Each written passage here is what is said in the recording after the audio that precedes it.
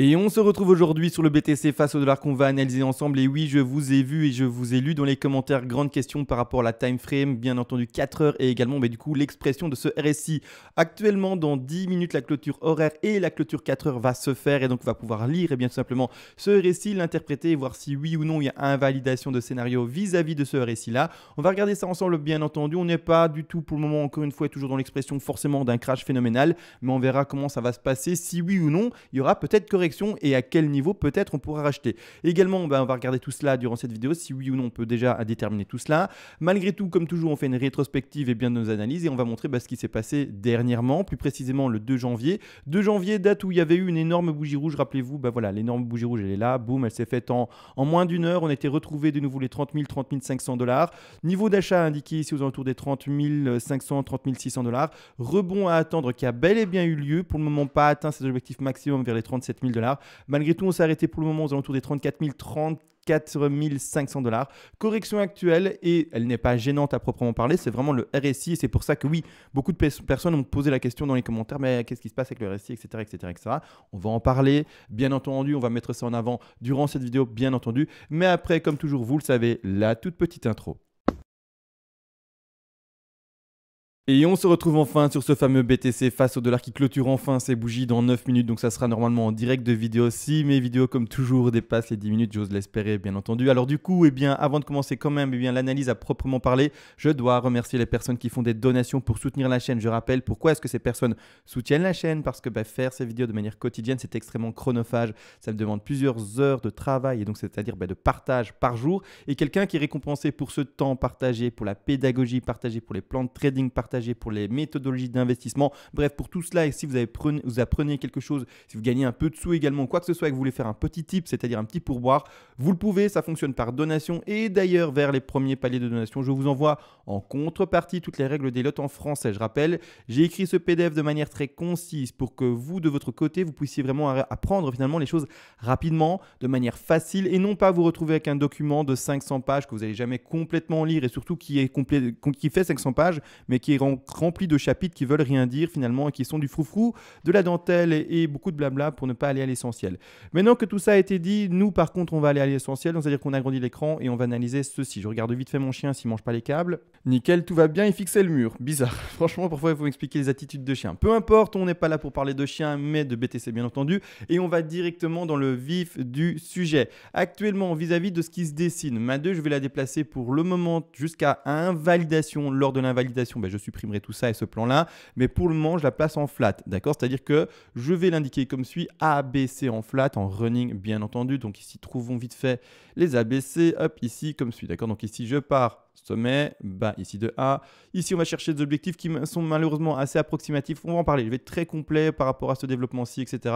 Et voir comment on invalide des vagues. Parce que c'est aussi important de pouvoir comprendre qu'on peut invalider des vagues. C'est-à-dire qu'on peut temporiser par après. Et on peut se remettre en position, bien entendu, et ne plus trader un moment et dire je sors de trade, j'attends. Bien entendu, quand on a ouvert son trade, on reste dedans, d'accord? On a déplacé son stop dans le vert, on a pris le TP de sécu. C'est un trade de toute manière, quoi qu'il arrive maintenant, gagnant, d'accord? Mais il y a un moment, on peut se dire également, je ne trade plus, je n'ouvre plus de position, j'attends un développement du BTC pour avoir plus de conviction vis-à-vis d'un autre plan de trading plus propre. Et à ce moment-là, quand j'aurai trouvé cet autre plan de trading plus propre, je retrade. C'est important de comprendre qu'un trader non plus, et surtout pas, indique ses plans dans du marbre et n'a pas de fierté. C'est très important de comprendre. Il y a des gens qui méprennent en fait le fait de faire une analyse et voir un plan de trading et le fait que du coup on ne peut plus jamais le changer. Ça, c'est complètement faux, les amis. Si vous êtes comme ça, reposez-vous des questions et dites-vous qu'en fait vous avez des œillères, que vous voyez juste un plan écrit dans du marbre et que c'est pas comme ça la réalité. La réalité, c'est qu'on voit les choses, on lit les choses comme en fait une phrase. Dans un livre, vous lisez l'histoire, Jean mange une gaufre et pour savoir si c'est une gaufre salée ou une gaufre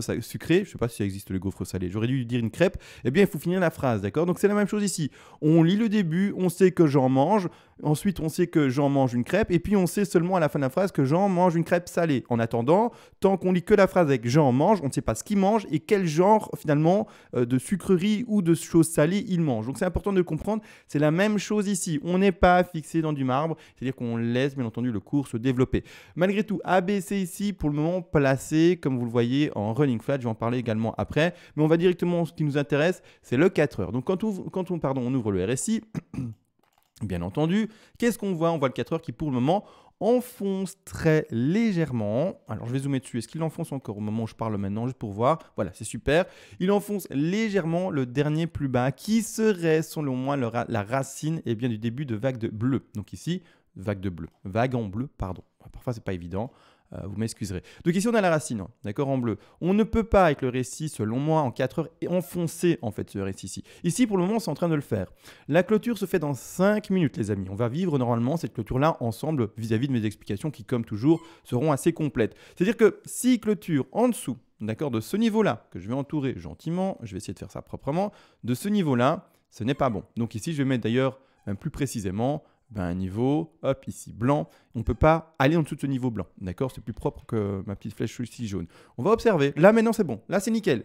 D'accord? Vous voyez, il doit se rétracter comme il est en train de faire maintenant et ne jamais descendre en dessous. Et surtout, ne pas clôturer en dessous de cette ligne blanche.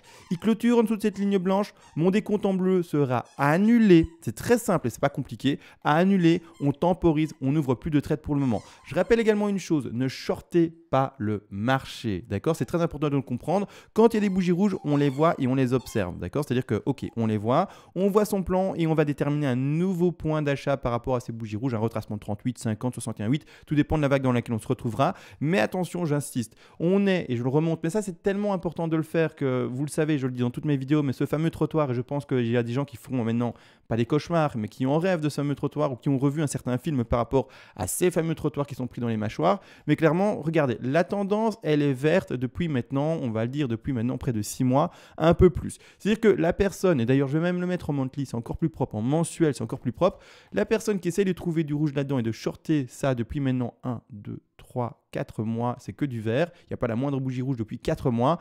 La personne qui essaie de shorter, enfin les 3 mois et quelques jours, étant donné qu'on vient d'entamer le 4e mois. C'est-à-dire que la personne qui actuellement essaye de choper un trade baissier là-dedans et de se faire des petites pépettes, ah ben c'est pas facile, hein. D'accord, c'est vraiment pas facile pour lui et ça sera pas facile pour lui pour tout le bull run. Alors pas compliqué, on va remontrer ça, hein. Voilà l'expression d'un bull run par exemple, précédent 2016, 2017, début 2018, puis crash, d'accord, rien de compliqué. C'est la même chose, on se retrouve pour moi dans ce même contexte, donc n'essayez pas de choper des bougies rouges. Et essayez au contraire de, quand vous voyez des bougies rouges, vous dire ok, bougie rouge, forte correction, je vais essayer de choper le bas de cette bougie. Quel est le plan qui m'indique que cette bougie rentre finalement dans le contexte d'un plan global qui sera indiqué? Je vais retravailler mon plan pour pouvoir donner un contexte à cette bougie et savoir quel Fibonacci de retracement je vais acheter. D'accord? C'est ça qui est important de comprendre. Les bougies rouges, c'est comme ça qu'il faut les interpréter. C'est uniquement comme ça. Il ne faut pas essayer de les choper. Vous voulez essayer de les choper, alors pour moi, vous êtes un trader avancé qui avait de la bouteille, qui avait l'expérience totale sur tous les outils. C'est-à-dire que vous maîtrisez à fond le stop loss, le déplacement de son stop loss également après, tout simplement en termes de stop profit, également tous les take profit partiel prix, le TP de sécu, également, on l'a compris, le fait de ne pas clôturer à fond un trade même quand on arrive dans ces TP max. Bref, vous savez faire tout cela et si tout ça n'a aucun secret pour vous et que vous êtes un swing trader horaire et voire même un scalper en quart d'heure, voire même en minute, ok, vous faites ce que vous voulez. Autrement, si vous avez un peu moins de bouteilles et que vous essayez vraiment de jouer la tendance sur des trades qui s'étalent sur plusieurs jours, voire même plusieurs semaines, je vous invite pas à essayer de choper un short. Donc maintenant, s'il y a des bougies rouges, c'est pas grave. Les personnes qui sont dans le trade tout dernier, vous vous faites prendre votre stop, vous ne déplacez pas votre stop pour le moment de manière plus agressive, vous le mettez à votre point d'entrée.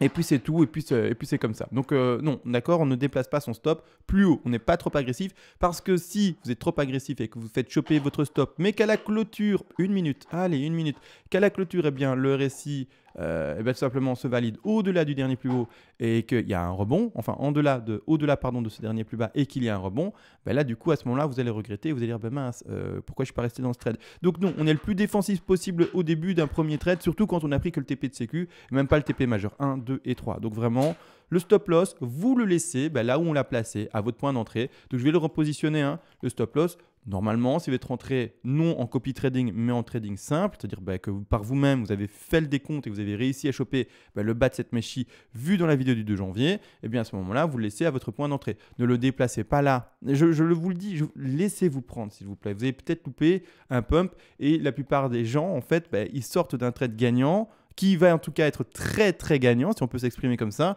ils le clôturent manuellement. Alors non, d'accord, évitez ce genre d'erreur, s'il vous plaît, ne faites pas ça et ce sera en tout cas, le mieux à faire, c'est de se faire juste prendre son stop avec son léger take profit partiel et donc c'est-à-dire un léger profit, il est vrai, peut-être pas aussi important que ce que vous auriez espéré, mais c'est pas grave, c'est comme ça et c'est pas autrement. Donc là maintenant, allez, 30 secondes. Je ne vais pas attendre 30 secondes sans rien dire, mais ça m'intéresse vraiment fortement. Hein. Donc là, la ligne blanche, voilà, il y a retrait, ça sera ennuyeux. Hein. Donc c'est-à-dire qu'en fait, si maintenant il clôture bel et bien comme suit, au-dessus de la racine, d'accord? Plan non invalidé. Il faudra par après observer du coup la seconde bougie qui va arriver après celle-ci, l'ouverture de la nouvelle bougie en 4 heures. Il faudra que cette nouvelle bougie en 4 heures ne clôture de nouveau pas en dessous de la ligne blanche, d'accord? Qu'elle rebondisse et après donne réellement un niveau haussier. Pour le moment du coup, au moment où je vous parle, 4 secondes, voilà, 4 secondes, on va regarder, clôture, regardez, boum, clôture de la 4, boum, c'est parti. Voilà, on a clôturé au-dessus. Ça, c'est, j'aurais parié la chose pour donner encore 4 heures de suspense. Voilà, les gars, on est encore pour 4 heures de suspense. Il faut qu'en fait, maintenant, cette clôture-là, également se fasse au-dessus de la blanche, d'accord? Il ne faut pas qu'elle clôture en dessous. Donc, si dès que, voilà, je finis la vidéo et 4 heures après la vidéo, donc durant cette nuit, donc vers 1 heure du matin, vous voyez que ça clôture en dessous finalement de la racine, donc sous cette ligne blanche, ok. Là, on invalide le plan. D'accord, pardon. En attendant, pour le moment, et attention, je précise une chose, la 4 heures a un développement assez important. C'est-à-dire que la 4 heures pourrait même faire ceci, descendre, et puis après, rebondir, remonter, clôturer potentiellement après un pump dans une zone plus haute, et le RSI, du coup, lui, avoir à un moment percé le bas, et rebondit et de nouveau clôturé en haut. Et donc fait quelque chose qui va ressembler, on l'aura bien compris, à un nouveau RSI qui aura fait finalement un petit rebond comme suit. Donc je vais mettre en bleu comme la couleur des lignes RSI. Donc boum, boum. Alors qu'il a bel et bien été cherché en termes de prix plus bas que ce qu'il n'a fait pour le moment. Donc attention à ça également, d'accord? Un RSI se lit une fois que la clôture de bougie a eu lieu, pas quand en fait elle se dessine. C'est pour ça que j'ai essayé d'attendre le dernier moment pour en parler et que j'ai pas fait une vidéo quand tout le monde écrivait dans les commentaires mais le RSI est en dessous.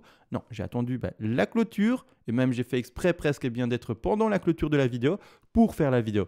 Maintenant, on va observer la seconde bougie et il faut qu'en fait le BTC s'extracte, ça se dit ça, fasse une extraction. Voilà, ce sera plus simple pour moi, vers le haut et n'écrase jamais ceci. C'est-à-dire que si pour le moment, je le dis, je ne change pas de plan comme de chemise. C'est ce qui me réussit à fond. Les gens qui sont des toupies et qui, parce qu'un indicateur leur dit ça, du coup, je change d'idée. Et puis un autre indicateur dit en fait qu'ils étaient bons. Donc je reviens à mon idée principale. Et puis il y a une autre indication également qui vous dit ah non, ce serait plutôt maintenant de nouveau une phase de crash. Alors je reviens de nouveau au plan que j'avais peut-être une. Non, d'accord, on ne change pas de plan toutes les secondes. C'est la meilleure façon de tourner en rond et de jamais trouver une direction et jamais pouvoir se positionner de manière appuyée. Donc non, d'accord. On reste dans son plan. Mon plan pour le moment, si ça s'indique comme suit, c'est de faire une flat, d'accord? C'est-à-dire la flat, ABC comme on le voit ici en blanche. Alors, en 4 heures, c'est pas très lisible, j'ai passé en horaire, d'accord? C'est-à-dire ABC en blanche. Pour le moment, ce qui me gêne, et je suis transparent avec vous et je vous dis tout, c'est-à-dire que ce qui me gêne pour le moment, c'est le retracement de cette fameuse B qui... regardez, ne va pas chercher les 161,8. Alors pourquoi? Premièrement, déjà, il y a des gens qui vont tilter, vont se dire attends 2 secondes, une flat c'est 123, non? Donc 90, 123. Effectivement, sauf extension sur sa B, ça s'appelle du coup une flat par exemple en continu, d'accord? C'est-à-dire qu'elle va chercher extension sur B et les extensions sur B vont normalement chercher les 161,8% de Fibonacci. Ici, on y va malheureusement pas complètement, même si je prends par exemple ces sommets-là, mais pour moi, on finit normalement notre sommet ici. Et là, ça indique une flat avec extension d'ailleurs sur ça. On voit des extensions partout, mais peu importe. Mais c'est-à-dire que là, malheureusement, on n'y arrive pas à ce sommet de B sur les 161,8% Fibonacci. Bien dommage. Également, le retracement actuellement baissier n'est pas non plus top. C'est-à-dire que là, trade ouvert précédemment le 2 janvier dans ces zones-là, mais actuellement, je n'encourage du coup pas à ouvrir un trade. D'accord? Celui qui veut ouvrir un trade à 32 795 $, moi, je ne le ferai pas. Maintenant, si tu l'ouvres et que c'est le bon moment et que ça pump maintenant, tant mieux pour toi. Alors, alléluia, tout se passe bien, c'est nickel. Mais moi, personnellement, je temporiserai et là, je ne ferai pas de trade à proprement parler. Si ça pump, ça pump. Et si ça pump pas, ça pump pas. Je serai là en termes d'observateur si, par exemple, je n'avais pas ouvert un trade. Donc, moi, je suis en trade. Je précise pas dans celui-ci. Je suis dans des trades qui sont plus vieux, plus anciens, vous le savez très bien. Mais malgré tout, là maintenant, quel est l'objectif de la C? Je vais tous les dire, vous allez voir, on est à côté de tous les objectifs. C'est ça qui me gêne un peu, et c'est pour ça que du coup, temporisation par rapport à ce niveau-là, et par rapport à ce prix-là. Les objectifs de C, 61, 800, 123, 161, 8. On retient, la B a également été chercher un objectif complètement mieux de n'importe où, enfin de nulle part du coup, et donc pas net du tout. Je regarde juste. Non. Ici, c'est objectif de C. Qu'est-ce qu'on va chercher actuellement? Les 85,4. Donc, on va chercher la ligne rouge. C'est pas non plus un objectif de C. Je les ai dit, 61, 800 et plus. Là, on a dépassé les 61,8. On n'a pas atteint les 100. C'est-à-dire que normalement, le niveau d'achat propre, vraiment, si on veut jouer une ABC en flat, serait d'attendre normalement encore une baisse au 31 823 voire même une baisse au 123 ici, qui sont les 31 092 $. Ça ferait une flat, comme on le voit. Difficile également à interpréter en termes que running, et bien entendu, étant donné qu'on va dans ce cas-là dépasser les pourcentages, comme on le sait, de Fibo, et donc il faudra l'interpréter comme une flat en étendue. Après là, c'est du technique, c'est de l'appellation des flats, etc. Et tout néophyte, en gros, qu'on l'appelle running, flat ou qu'on l'appelle étendu ou régular, vous, grossièrement, c'est pas trop ce que vous faites, en tout cas, attention. Mais malgré tout, voilà, nous on s'arrête un peu sur tous les termes, et donc ceux qui sont plus avancés, voilà, on l'appellerait en termes de flat étendu avec extension sur sa baie. Maintenant, du coup, on reste dans ce contexte-ci tant qu'il n'y a pas d'invalidation, et surtout, là c'est clair par contre, en horaire, là on ne va pas se mentir, ça a écrasé le précédent plus bas, d'accord? Donc là, je voulais en fait supprimer ceci. Par contre, je vous avais dit dans la vidéo précédente que pour moi, l'horaire ne sera pas une time frame utilisée pour développer ces vagues-là, d'accord? Donc ici, je ne prends pas en compte tout simplement ce nouveau plus bas. Pour moi, on n'a pas écrasé en fait la racine ici en termes d'horaire. C'est-à-dire que oui, si on est en dessous, mais je ne le prends pas en compte. Pour moi, il y a trop de bougies, il y a trop eu finalement d'espacement entre ces bougies-là, c'est-à-dire trop de temps développé. Et pour moi, ici, on ne les prend plus en compte. On le prend en compte pour la ABC, par exemple, A, B et C, c'est-à-dire qu'ici, ce qui est en blanche pour la running, ou alors même peut-être l'étendue qui va peut-être se dessiner. C'est-à-dire que par exemple, donc la ABC a été dessinée ici en blanche, hein, vous la voyez, je vais la mettre un peu plus épais, comme ça on voit de quoi on parle. Hop, ici en plus épais, et la bleue ici, je la mets un peu en retrait, comme ça, on voit moins de quoi on ne parle pas. C'est-à-dire qu'à ce moment-là, pour le moment, c'est propre, d'accord? On peut lire en horaire, ceci par contre, hein, la racine, d'accord, ici, hein. Ensuite, on descend la A qui est là, on rebondit pour la B, on rebondit pour la B, et on va chercher le bas de C ici. On fait par après, pour la lecture de cet ABC, une divergence haussière cachée. Alors là-dessus, rien de compliqué, c'est-à-dire qu'en fait, sur le récit, je vais retirer le stop loss et le point d'entrée par rapport à la vidéo précédente. Là, du coup, divergence haussière cachée, on l'installe de cette manière, d'accord? Je vais le mettre en jaune, comme ça on le voit bien. En jaune, on fait quoi sur le récit? On ne fait que descendre, alors que qu'est-ce qui se passe sur le cours? Le cours également par rapport aux divergences, en tout cas lecture du récit et ces divergences-là, il faut regarder non pas les clôtures de mèche, c'est-à-dire en fait, ça ne s'appelle même pas les clôtures de mèche, les bas de mèche, d'accord, mais la clôture de la bougie en elle-même, c'est-à-dire le corps de bougie. Ne regardez pas les mèches, même si souvent les mèches vont dans le même sens, c'est-à-dire que quand on lit souvent une divergence sur le corps, la divergence se lit également sur la mèche. Par exemple ici, celui qui prend par exemple les mèches en compte, il aura bon aussi, d'accord, il ne va pas se tromper, il est également sur un cours qui monte, mais c'est pas ça qu'il faut faire, d'accord. Parfois, c'est pas le cas, parfois il y a des mèches beaucoup plus profondes qui vont plus bas et qui indiquent en fait du coup des plus bas, alors qu'en fait le corps se clôture bel et bien plus haut, et donc en fait tu vas passer à côté d'une divergence haussière cachée, et craque dedans, tu l'auras pas et tu l'auras pas vu. D'accord? Donc ici pour le moment, en horaire, divergence haussière cachée, c'est-à-dire que le cours il monte ici tout simplement en termes de plus bas, et au contraire sur le cours, le récit pardon, ça descend. Donc première divergence haussière cachée. Ça m'intéresse de voir également du coup en fait sur les autres, pour le moment, time frame. Si on en lit également, d'accord, ça m'intéresse de voir ça. C'est-à-dire que ici, qu'est-ce qu'on voit sur le récit? On voit également la même chose. Voilà, on voit également tout simplement la même chose. Je vais le réexprimer comme ça on le voit bien. Regardez bien, je prends chaque fois la clôture de la mèche, d'accord? Et puis après, je prends de la mèche, du corps de bougie. Donc on est bel et bien sur ici également quelque chose qui monte. Et ici par rapport au récit, petit cours de RSI aujourd'hui, et par rapport aux divergences cachées, simples, etc. Aussi, aujourd'hui, maintenant surtout, c'est une divergence haussière cachée, donc je exprime la divergence haussière cachée. Si ça avait été une autre divergence, simple, haussière cachée, baissière cachée, peu importe, j'en aurais parlé également. Mais là, on exprime la haussière cachée. Donc là, maintenant, également en 2 heures, elle est visible, d'accord? On va continuer en 3 heures, on va regarder si elle y est ou pas. Et en 4 heures, du coup, je ne sais pas, je ne sais plus. On va regarder ici. Voilà, enfin, divergence qu'on ne voit plus en 3 heures, d'accord? Là, du coup, il n'y a plus de divergence, on ne fait plus de plus bas, d'accord? Vous voyez bien, le récit monte, et par contre, le cours, il monte aussi. Là, ça corrèle, il n'y a plus de divergence, d'accord? On a vu donc une divergence en 1 heure, en 2 heures, 3 heures non, et il me semble qu'en 4 heures non plus. Et en 4 heures, non, hein. En 4 heures non. Hein. Ah, mon Dieu. Oh, mon Dieu, si. Attendez. Oh, mon Dieu, que si. Ouh là là là là, le raccourci que j'ai fait, mes yeux m'ont joué des tours. Regardez bien en 4 heures. Pour le moment, hein, attention, il faut attendre les clôtures de bougies. Hein. Pour le moment, ce n'est pas affirmé. Hein. Mais ce qu'on peut lire, c'est du coup le plus bas, clôture des bougies, des corps ici. Le plus haut pour le moment qui monte. Hein, vous le voyez bien, ici je l'ai indiqué avec la ligne jaune. Hein. Donc le plus haut qui monte, d'accord. Donc les bas qui sont toujours plus hauts. Mais par contre, sur le cours, enfin sur le récit, pardon, pas sur le cours du coup, ben, qu'est-ce qu'on fait? On fait ceci. Magnifique également divergence haussière cachée, pour le moment non confirmée entre guillemets, parce que il suffirait de quoi, les amis, pour invalider ceci? Parce que c'est jamais fixé dans du marbre, hein. Pour le moment, on peut la lire, mais la bougie n'est pas clôturée. Il suffirait que, en fait, ces fameuses petites bougies en 4 heures qui devient légèrement verte maintenant, en fait, elle arrête de pumper et qu'elle descende. Et en fait, du coup, elles deviennent rouges de manière plus forte. Et à ce moment-là, elle réécrase ce dernier plus bas qui est aux alentours ici des 32 229 $. Et là, du coup, on fera de nouveau une bougie plus basse que son précédent plus bas. D'accord? Et du coup, à ce moment-là, si elle clôture correctement, on va descendre, on l'a vu, ce niveau-ci, comme suit, boum. Et à ce moment-là, qu'est-ce qui se passera? La divergence n'existera plus. D'accord? Et donc là, on sera plus sur une divergence haussière cachée. D'accord? Donc là, on observe, la clôture n'est pas clôturée, on ne s'enflamme pas. Celui qui veut ouvrir un trade là-dessus, il le peut bien entendu.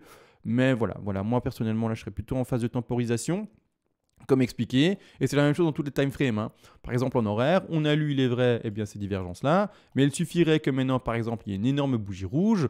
Allez, zoom. Et alors, du coup, on fera également, de nouveau, un des plus bas qui sont toujours plus bas, comme sur le récit. Donc, voilà, vous voyez également la lecture de récit, c'est également interprétation, pas interprétation, mais c'est également un risque, entre guillemets, c'est-à-dire que c'est évolutif et il faudra pouvoir se repositionner selon ce qu'on lit et selon les analyses qu'on tient et selon les également, pas scénario, mais les indicateurs qu'on tient. Vous travaillez peut-être avec Ishimoku, vous travaillez peut-être avec, moyenne mobile, vous travaillez peut-être avec différents oscillateurs autres que par exemple le RSI, un MACD, pardon, j'ai eu du mal à le dire, un MACD ou peu importe, vous travaillez avec ce que vous voulez, d'accord? Malgré tout, pour le moment, moi, par rapport maintenant aux vagues d'Elliott, je reste dans mon plan, d'accord? Je reste dans mon plan, c'est-à-dire que si, vous allez voir que il y a que des bougies vertes maintenant, on rattrape ça, etc. On monte, imaginez, on monte non-stop, et tant mieux alors, hein, trade gagnant, etc. Comme je vous l'ai dit. C'est-à-dire que la 3 et 6 sera encore projetée plus haut, pardon. D'accord? Elle sera encore projetée plus haut et donc on verra des objectifs plus forts. Je ne vais pas le faire maintenant en direct, on garde les objectifs montrés hier. D'accord? 1, 2, 3 pour le moment. Si vous avez... pourquoi je ne le fais pas en fait? Je pourrais, mais ce qui m'ennuie, c'est que pour le moment, je n'ai pas de confirmation entre guillemets du scénario. Donc, voilà. Mais c'est-à-dire que... Ah, attendez. Ces rectangles-là correspondent auxquels? Parce que même par rapport à ceci, pour la bleue, ce n'est pas bon, hein. Ils sont mal placés, ceci bizarre. Je ne sais plus ce que j'en ai fait de ces rectangles rouges. Quels objectifs ils étaient? C'est pas grave. Mais c'est-à-dire que si le rebond se fait à partir d'une ABC en flat, que ce soit maintenant hein, au 32 282 ou un peu plus bas, c'est pas fortement grave. Tant que le 4 heures clôture, comme je vous ai expliqué, qu'il finit au-dessus de la ligne blanche que je vous ai montré, et donc du niveau de la racine ici là en dessous, à partir de ce moment-là, on repositionne ceci. Et on voit les objectifs. Objectif minimum dans ce trade, ou en tout cas pour ces trades-ci, sont les 161,8. Alors, petit rectangle rouge maintenant mieux placé, d'accord? Vous devrez faire la même chose. Je fais ça maintenant pour que la pédagogie, vous ayez la méthodologie de comment le faire, d'accord? Une fois que la vidéo est off, même si le prix, voilà, par exemple, là, je l'ai posé là. Mais en fait, il faut par exemple prendre le plus bas réel des bougies. Et à ce moment-là, voilà, là, on est mieux, d'accord? Et vous devrez faire ça par rapport au plus bas réel des bougies. Si, bien entendu, on a la confirmation haussière, d'accord? Et les 100 ici, d'accord? Tant qu'on ne les a pas, ah oui, c'est une 3, pardon, c'est pas une 5. Oui. Et donc 423,6. Et là, sur les 3 TP majeurs pour la bleue. D'accord? Donc ici, TP à placer si l'histoire se confirme de cette manière-là au 39 497. Également TP numéro 2 majeur à placer à 43 988. Ça fait beaucoup ça. Et les 423,6% de Fibonacci à placer pour les 51 141 $. Dans le contexte de cette 3-ci. En plus de cela, il y a encore une 5 à jouer par après. D'accord? Donc 4, 5. Donc à vous de voir si vous voulez jouer la 3 ou si vous voulez jouer la 5 en plus de ça, qui aura du coup des objectifs plus haussiers encore, vous l'aurez compris. D'accord? Maintenant, je pense tout de même avoir tout vu vis-à-vis de cela. Donc c'est-à-dire que non, on ne se laisse pas impressionner par chaque bougie rouge. Je vous le dis, le plus beau des pièges que le BTC aime faire en bull run, c'est des jolies bougies rouges qui vous font lâcher votre position. Les personnes qui lâchent des positions, vous êtes appelés main faible. C'est pas moi qui vous appelle comme ça, c'est la tradition, d'accord? C'est pas la tradition, mais c'est l'appellation commune qu'on donne aux personnes qui lâchent facilement, finalement leur position. C'est-à-dire que si vous êtes dans un long et que vous le clôturez parce que vous voyez des bougies rouges arriver, vous dites ça va me faire sortir, ou en tout cas ça va me sortir de ce trade-là, vous le clôturez de manière manuelle, et à ce moment-là, non, mince, il ne va pas chercher mon niveau d'achat, et le BTC continue à monter. D'accord? Donc, c'est le plus beau des pièges, et les mains faibles souvent, et donc les weak hands se font souvent avoir par ce genre de phénomène, et surtout dans un marché bull. D'accord? Donc, c'est vraiment à ça que ça sert, hein, ces bougies rouges, c'est vous faire peur. et juste et uniquement vous faire peur, vous questionner par rapport à votre plan, changer de plan un peu comme une toupie et finalement lâcher votre position par vous-même sans qu'en fait on vous force forcément beaucoup. D'accord? On montre un peu de bougie rouge. Ah mince, ça descend et ça, je voulais que ça monte. Je clôture parce que je vais acheter plus bas. Ben non, c'est au moment où vous allez clôturer que ça va monter. Donc c'est ça le problème. Donc là maintenant, peu importe, hein. Aucune affirmation pour le moment, on attend cette bougie verte qui continue à se confirmer en plusieurs petites bougies vertes. Ça peut très bien se transformer en bougie rouge, réécraser tout et par après cracher. Comme dit, si ça crache et qu'en fait ça ne montait pas maintenant, tout simplement réinterprétation, en tout cas retravail du plan de trading. On va reposer d'autres vagues, pas forcément toutes, hein, je parle des petites, hein, je ne parle pas de toutes mes vagues, hein, je parle vraiment ici des petites, etc., de ce qui travaille en horaire, en 2 heures, en 3 heures, 4 heures grand maximum. On ne parle pas des autres vagues, hein, attention. Hein, ne jamais croire que parce qu'il y a invalidation, c'est parti, on est reparti aux 10 000 $ également. Hein. Non, hein, on parle vraiment des petites vagues, de petits trades entre guillemets. Et on ne parle pas du mouvement global qui est indiqué depuis maintenant plus de 6 mois. D'accord, on ne parle pas du mouvement global qui est ici. D'accord, non, on ne parle pas de ça. Hein. On ne parle pas de ça du tout. On parle d'un petit machin qui se retrouve dans une des petites bougies vertes ici depuis ce fameux mur vertical. D'accord, donc il n'y a pas d'inquiétude à avoir là-dessus. Bien entendu, ce n'est pas un crash que normalement on devrait connaître pour notre petit BTC. Sur ce, j'ai été très complet, il me semble, sur le récit aujourd'hui surtout, sur la temporisation qu'il faut également pouvoir prendre en trading, sur la fierté de ne pas avoir, sur les objectifs qui doivent être continus et encore maintenus, sur des objectifs qui d'ailleurs, on l'a vu, sont potentiellement plus hauts si le plan se confirme. Bref, que du bon entre guillemets, hein, c'est-à-dire que voilà, on a un trade qui a été ouvert récemment pour ceux qui l'ont pris, gagnant avec peut-être juste un bénéfice minimal, peut-être pas maximal, mais au moins ce ne sont pas des pertes. C'est ça qu'il faut retenir et c'est ça la méthodologie de trading. C'est qu'à force, eh bien, on minimise nos pertes, mais au contraire, on maximalise, oui ça doit se dire, eh bien, nos gains. Sur ce, on a tout réellement vu. Je vous laisse. Bonne soirée à tous. Si jamais il y a une vidéo d'urgence à faire, je ferai une vidéo d'urgence. C'est-à-dire que je peux très bien sortir une vidéo à 2 h du matin pour faire un récap, pour voir ce qui se passe et pour pouvoir interpréter mieux le cours. Sur ce, réellement, ciao et on se voit peut-être cette nuit.